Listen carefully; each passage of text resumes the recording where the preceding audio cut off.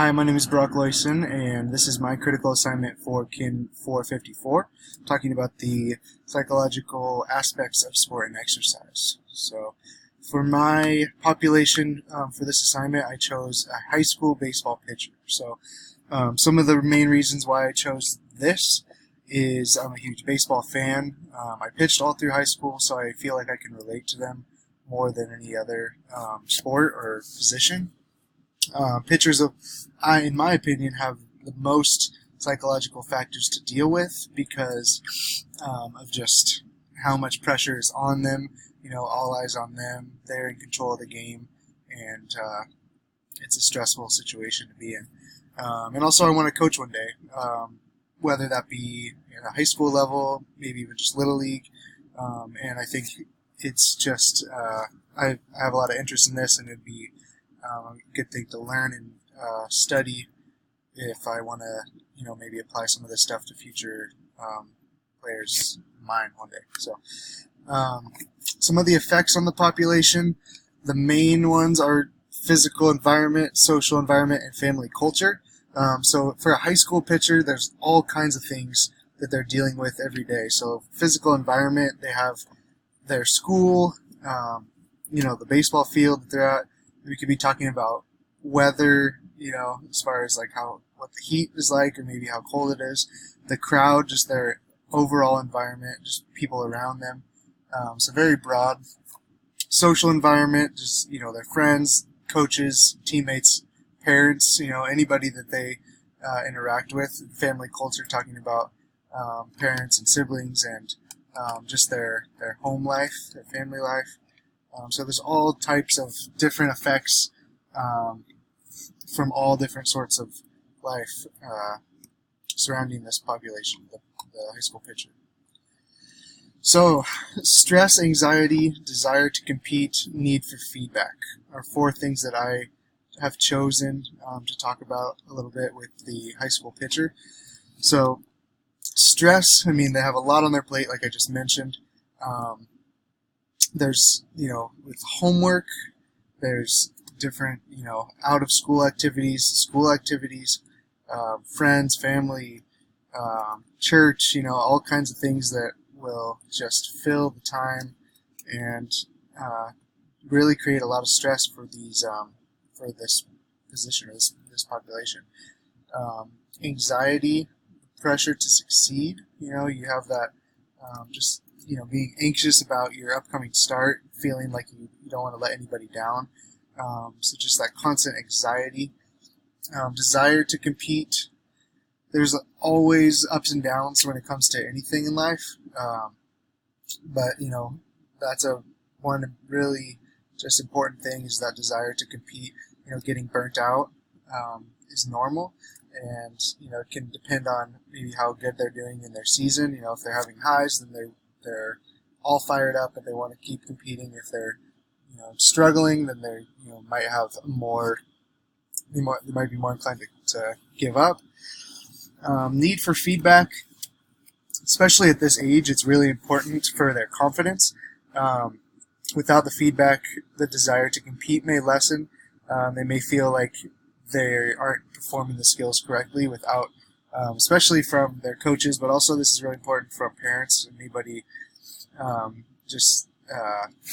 anybody in that position that can give them motivation and feedback. So, some goals, talking about 2 outcome goals, 2 performance goals, and 2 process goals. These goals, like I read from Lunenburg, they should be challenging but also attainable.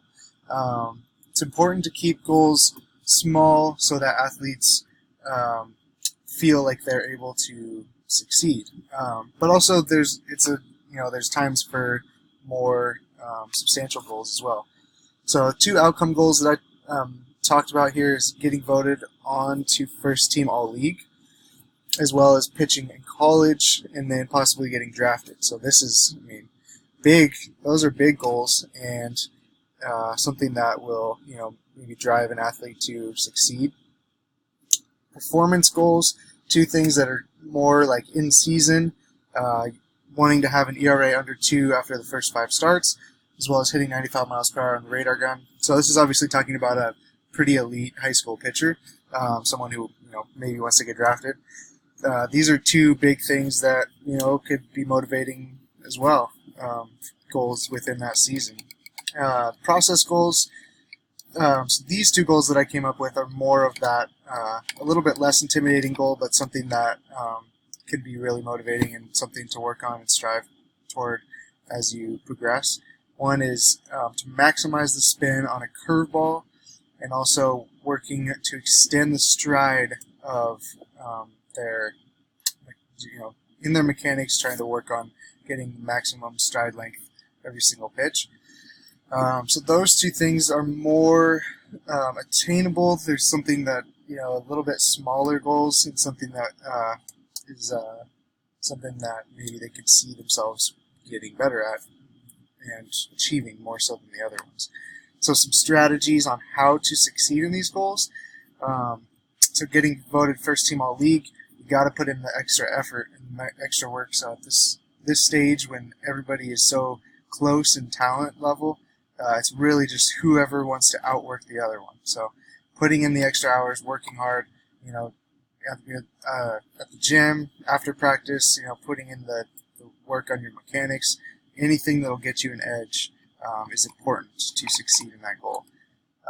Pitching in college and then get drafted, I think it's really important to put yourself out there, which means, reach out to colleges, reach out to scouts, go to camps, anything that will get your name out there in order to get people talking about you, because it's really hard for the scouts to just all of a sudden find you. You have to put in some effort. To have an ERA under 2, one thing after the first 5 games. So one thing that I was thinking is it's really hard to get started. A lot of times in the beginning of the season, people are still a little rusty from the off season. So to put in that extra work leading up to the start of the season, maybe join a travel ball team, some club team, in order to get in those real live action innings in order to feel comfortable when you get into the regular season. In order to hit 95 miles per hour, a strategy is to go to the gym on a consistent schedule. So putting in that work to get bigger and stronger. So, mechanics is probably the most important thing, but, after those are dialed in, really, it's about getting stronger, getting those legs strong in order to generate power through the mechanics, through the stride or whatever. So, to get maximum spin on a curveball, and then also to extend that stride length, similar goals in where they just take tons and tons and tons of repetition. It's all about technique. It's all about getting comfortable with the movement and with just the mechanics. So you have to put in the work, tons and tons and tons of repetitions in order to succeed in getting better at both of those things. So my mission statement verse, this is kind of my life verse, is Colossians 3:23, which is whatever you do, work at it with all your heart, as working for the Lord, not for men. So it's just a good reminder to, when things get hard, when you don't want to keep going, when you don't have motivation, to remind yourself to work, put in the best effort you possibly can as working for the Lord, not to impress the people around you. So that's a really good verse that I like. And one really key thing that I learned during this class is the visualization part. I really enjoyed that assignment where we had to go through that whole sequence of the whole visualization and taking it step by step.